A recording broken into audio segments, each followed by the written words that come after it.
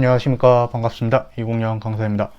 이번에는 워크북 1분 컷 27회가 될 건데 신체의 자유를 마무리해 보겠습니다. 1번 이 연명치료 중단에 관한 자기결정권은 출제 포인트가 있죠. 오히려 이것이 생명권의 한 내용으로서 보장된다 이렇게 틀리게 나오는 적이 있는데 요건 이제 자기결정권의 한 내용으로 보장된다 이렇게 풀어야 되죠. 자기결정권의 한 내용으로 보장이 되는 것이다. 그래서 이렇게 틀리게 나올 수가 있으니까 조심하시고요. 2번은 헌법 조문 그대로예요. 그래서 맞는 지문 고문을 받지 않고 형사상 자기에게 불리한 진술을 강요당하지 아니한다. 3번 제형법정주의는 처벌하고자 하는 행위가 무엇이며 그에 대한 형벌이 어떠한 것인지 누구나 예견할 수 있고 그에 따라 자신의 행위를 결정할 수 있도록 범죄가 되는 구성요건의 행위를 명확하게 규정할 것을 요구한다. 맞는 지문이겠죠. 4번 이중처벌금지 원칙은 처벌 또는 제재가 동일한 행위를 대상으로 이루어질 때 적용될 수 있는 것이고 기본적인 사실관계가 동일한지 여부에 따라서 갈라야 될 것이다. 이렇게 해가지고 답 쉽게 1번으로 고를 수가 있죠. 네, 202번 범죄 피의자로 입건이 되는데 신분을 밝히지 않는데요. 그럼 이제 지문 채취에 불응하는 경우 형사처벌을 부과하겠다 라는 것은 물리적 강제력을 행사하는 게 아니죠. 그래서 강제로 지문을 찍도록 허용하는 것을 허용하는 것과 질적인 차이가 없는 게 아니라 있다. 그래서 이렇게 처벌을 부과하겠다라고 해가지고 좀 간접적, 심리적으로 강제하는 것이기 때문에 이것은 영장주의가 적용이 안 됩니다. 적용이 안 돼요. 적용이 안 되기 때문에 위배도 안 되겠죠. 그래서 1번 틀렸고요. 2번 변호인의 조력을 받을 권리는 형사사건에서 변호인의 조력을 받을 권리에 국한되는 것은 아니다. 일단 문제가 있을 수가 있어요. 일단 틀렸다고 저는 볼 건데 왜냐면 이제 수형자가 나오고요. 수형자가 형사사건의 변호인이 아니래요. 그냥 민사사건, 행정사건, 헌법소원사건 이런 경우에 이제 헌법제 12조 사항의 조력을 받을 수 있냐 하면은 틀린 지문이죠. 대신 이제 27조로 별도로 인정될 수 있지만 이것은 이제 원칙을 물어보는 것이므로 저 같은 경우에는 틀렸다고 할 것 같아요. 3번 변호인의 수사서류 열람 등 사건이 있는데 이런 신속 공정한 재판을 받을 권리 및 변호인의 조력을 받을 권리라는 헌법상 기본권의 중요한 내용이자 구성 요소이며 이를 실현하는 구체적인 수단이 된다. 전체적으로 맞죠? 4번 특별검사의 동행명령 제도가 보이면 돼요. 특별검사의 동행명령 제도가 보이면 되는데 이것은 신체의 자유를 침해하죠. 그래서 옳은 걸 고르면은 3번이 답이 됩니다. 비슷한 판례가 있죠. 네, 바로 203번의 1번이 비슷한 판례입니다. 이것도 이제 여러분들 지방의회 의장이 동행명령장을 발부할 수 있는데 이것도 영장주의나 신체의 자유를 침해하죠. 그래서 틀린 지문이고 2번 변호인의 조력을 받을 권리, 그래서 피의자, 피고인의 구속 여부를 불문하고 변호인과 상담하고 조언을 구할 권리는 변호인의 조력을 받을 권리 그 자체에서 막바로 도출된다. 이런 지문 있죠. 맞는 지문이고 3번은 헌법조문 그대로죠. 누구든지 체포 또는 구속을 당할 때는 즉시 변호인의 조력을 받을 권리를 가진다. 다만 형사 피고인이 스스로 변호인을 구할 수 없을 때는 법률이 정하는 바에 따라서 국가가 변호인을 붙인다. 국선 변호인의 조력을 받을 권리.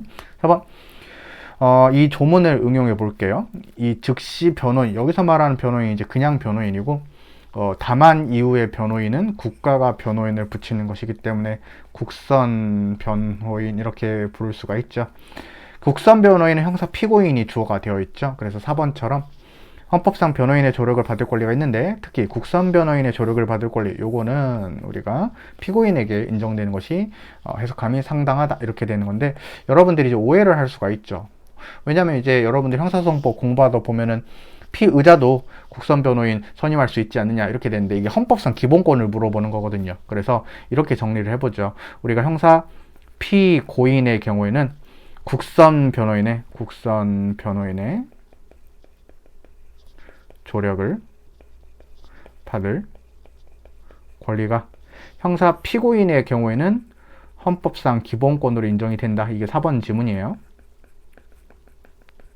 근데 이제 피의자의 경우에도 국선 변호인의 조력을 받을 권리가 인정은 되는데 이 헌법상 기본권으로 인정이 되는 게 아니라 법률상의 권리로 인정될 뿐이거든요. 그래서 헌법에서는 이제 요 4번은 요걸 물어보는 것이기 때문에 이 4번처럼 나오면 맞다고 해야 됩니다.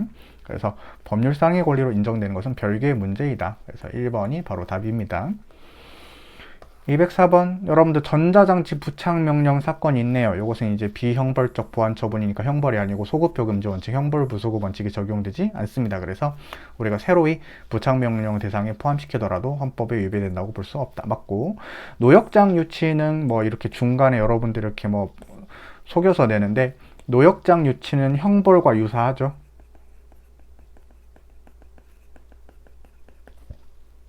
형벌과 유사하기 때문에 형벌 부소급 원칙의 문제가 발생하죠. 어디 가니? 그래서 틀렸다. 3번 보안 처분도 적법 절차 원칙이 적용이 되죠. 국민과 관련된 국가 작용이니까. 보안 처분에는 다양한 형태와 내용이 존재하기 때문에 보안 처분에 적용해야 될 적법 절차 원칙은 조금 다르게 적용될 수 있다. 세게 적용될 수도 있고 약하게 적용될 수 있다. 그럼 보안 처분 중에 형벌적 성격이 강해서 신체의 자유를 박탈하거나 박탈에 준하는 정도로 신체의 자유를 제한하는 경우에는 우리가 소급 입법 금지 원칙, 여기서 말하는 소급 입법 금지 원칙은 형벌 부소급 원칙이 될 건데, 바로 이런 경우겠죠. 노역장 유치 같은 경우에는 형벌 그 자체는 아니지만 형벌과 유사하기 때문에 이런 경우에는 우리가 형벌 부소급 원칙을 적용할 수 있겠다, 이렇게 되는 거죠. 그래서 이번 지문은 분명히 포인트가 있는 지문이니까 틀린 지문이 될 수가 있습니다. 그 다음에 205번 우리 DNA를 채취하는 것 역시도 형벌과는 다른 목적과 기능을 가지고 있기 때문에 이 이중처벌금지 원칙에서 말하는 처벌이라 할 수가 없다. 그래서 DNA를 채취하는 것은 이중처벌금지 원칙에 위배되지 않는다. 그 다음에 여러분도 우리가 징역형과 자격정지형을 병과할 수 있다고 그랬죠. 하나의 사건에서. 이것은 헌법에 위배되지 않는다. 그 다음에 3번에 음주운전 금지 규정을 2번 이상 위반한 사람을 2년 이상 또는 5년 이하의 징역이나 1천만 원 이하 이상 또는 2천만 원 이하의 벌금에 처하도록 하는 이 규정이 바로 여러분들이 알고 있는 윤창호법입니다. 윤창호법이라는 워딩은 안 쓰고요. 이것은 그 보호법익에 미치는 위험 정도가 비교적 낮은 유형의 재범 운전행위, 이게 무슨 말이냐면 옛날에 십수년 전에 있었던 음주운전 행위도, 왜냐면 십몇 년 동안 음주운전을 안 했는데 무조건 일률적으로 이렇게 2년 이상 징역 또는 1천만 원 이상의 벌금을 기준으로 처벌하고 있으니까 책임과 형벌 간의 비례 원칙이 위반된다는 것은 너무 세다 이거예요. 그렇죠? 그래서 맞는 질문이고요. 4번 체포 또는 구속된 자가 있어요. 변호인 간의 접견이 실제로 이루어지는 경우에 자유로운 접견은 어떠한 명분으로도 제한될 수 없는 성질의 것인 거 맞죠? 그렇지만 우리가 아직 만나기 전일 수가 있잖아요. 자유로운 접견은 이미 접견을 하는 상태이고, 이 접견 관련된 문제는 아직 접견을 안 한 경우도 있잖아요. 요게 이제 여러분들이 형사소송법이나 저한테 배웠던 현충일 새벽 3시, 공휴일에 새벽 3시에 변호인 접견을 신청했지만 거부당했다. 그 헌법이 위배되지 않는다는 것은 이 변호인 등과의 접견 자체에 대해서도 제한을 가할 수 있죠. 그래서 이 변호인과의 접견 같은 경우에는 이미 접견이 이루어진 경우, 바로 이게 자유로운 접견인데 얘는 제한을 할 수 없다. 이게 이제 첫 번째 줄부터 세 번째 줄까지의 문제죠. 하지만 요 경우 아직 접견 안 한 경우에는 이건 제한이 가능하다. 그래서 이거 어려운 지문 중에 하나니까 잘 여러분들이 푸시면 되겠어요. 의도가 있는 지문이다. 4번이 답입니다. 자, 206번.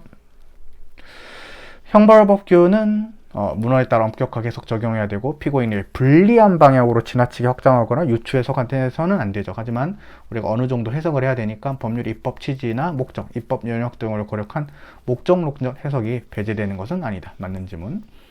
2번. 이게 이제 최신 판례로 바뀌었죠. 강제 퇴거 명령을 받은 사람을 보호할 수 있도록 하는데 보호기간의 상한을 마련하지 아니었대요. 이거 옛날에는 합헌이었지만 최근에는 위헌으로 바뀌었거든요. 적법 절차 원칙이랑 과잉금지 원칙에 위배돼서 피보호자의 신체의 자유를 침해한다. 맞고요. 다음에 3번. 우리 변호인의 조력을 받을 권리가 이제 접견 교통을 허용해야 되고, 그 다음에 비밀이 보장되고 부당한 간섭이 없어야 되는데 주고받는 서신에도 적용이 돼야 되겠죠. 그래서 함부로 까보면 안 된다. 이런 지문이 되겠고, 4번 진술 거부권은 피고인 또는 피의자가 공판 절차나 수사 절차에서 법원 또는 수사기관의 신문에 대해서 형사상 자신에게 불리한 진술을 거부할 수 있는 권리다. 맞는 지문이 되겠죠. 그래서 3번이 답이 됩니다. 네. 그다음에 이번 파트는 206번, 208번까지 풀어볼 거예요, 여러분들. 기억번은 그냥 얼탱이 없는 지문이죠. 적법 절차 원칙, 미국에도 헌법에 규정이 있죠. 들렸고. 그다음에 니번은 뭐지? 그 처벌을 규정하고 있는 법률 조항이 구성 요건이 되는 행위를 직접 규정하지 않고 다른 법률 조항에서 규정한 내용들을 빌려왔거나 그다음에 내용 중 일부를 괄호 안에 규정할 수도 있죠. 헌법의 명확성 원칙이 위배된다고 볼 수는 없다. 맞는 지문. 디귿번 형벌 불소급 원칙이란 시행된 이후 행위에 대해서만 적용되고 시행 전의 행위에 대해서는 소급해서 불리하게 적용돼서는 안 된다는 원칙인데 뭐 동기서를 이제 생각하지 않아도 돼요.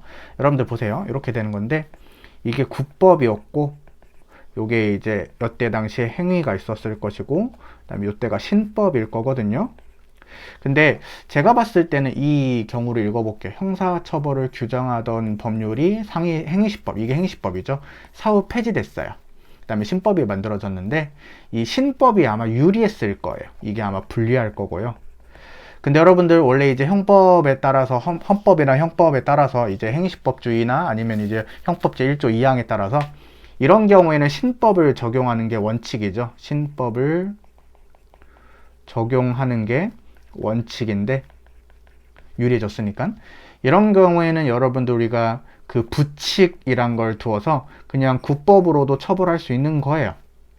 그러면 결국 이 경우에는 신법이 아닌 행위시법에 의해서 형사처벌하도록 규정이 되는 거죠. 그러면 이렇게 파란색 글씨 이렇게 되는 게 아니라요.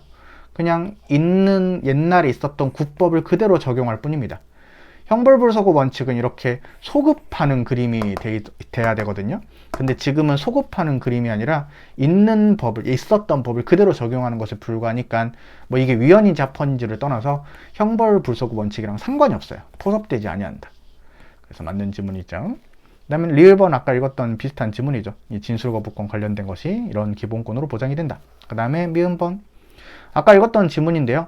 바로 구성요건이 명확성 원칙이 중요하죠. 그래서 구성요건의 명확성을 요구하는 것이다. 이렇게 해가지고 틀렸다라고 볼 수가 있겠고 앞에 거는 맞죠. 그 다음에 비읍법인데 엄중격리 대상자라는 합헌 키워드가 있네요. 그래서 1인 운동장 혼자서 좀 놀아라. 쓸쓸하지만 헌법이 위배되지 않는다. 그래서 헌법을 위반한 것이라고 볼 수 없다. 맞는 지문이 있죠.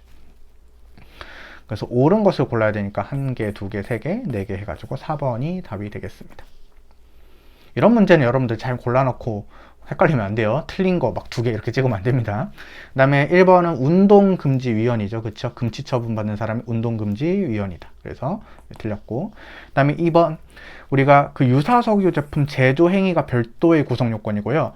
그 다음에 조세 포탈 행위가 별도의 구성요건이에요. 그러면은 기본적 사실관계 행위가 동일하지 않습니다. 다른 행위예요. 다른 행위를 다르게 처벌하는 거 이중처벌금지 원칙에 위배되지 않는다. 3번 중요한 지문이죠. 이 12조상 변호인의 조력에서 말하는 구속은 서법 절차에서 이루어진 구속뿐만 아니라 행정 절차에서 이루어지는 구속까지 포함하는 개념이다. 왜냐하면 이제 구속이 행정 절차에 적용될 수도 있거든요. 그래서 그냥 행정 절차가 아니라 행정 절차에서 구속을 당한 사람에게도 보장이 되는 게 여러분들이 알고 있는 그 인천국제공항 난민 사건이 되겠죠. 4번 처벌법규나 조세법규와 같이 국민의 기본권을 직접적으로 제한하거나 침해할 수 있는 법규에 대해서 명확성의 원칙이 적용이 되고요. 그 다음에 이게 강하게 적용이 되겠죠. 여러분들 4번은 조심해야 돼요. 국민에게 수익적인 급부행정 영역이나 지극히 다양하거나 수시로 변할 수 있는 성질일 수 있죠. 이게 명확성 원칙이 적용이 안 되는 게 아니라 완화해서 적용할 수 있는 거죠. 그러니까 이런 규정인 경우라도 명확성의 원칙을 아예 배제하면 안 되고 명확성 원칙을 지키긴 해야 되는데 위에 있는 것보다는 좀 완화해서 적용할 수 있다. 이렇게 풀어야 되죠. 그래서 아예 명확성 원칙이 적용되지 않는 건 아니기 때문에 틀리고요. 옳은 것을 고르면 되니까 3번이 답이 되겠군요. 네, 그럼 여러분들 이번 시간 여기서 마무리 짓고요. 신체의 자유 좀 길었는데 끝났죠? 그래서 다음 파트에서 계속 볼 수 있도록 하겠습니다. 고맙습니다.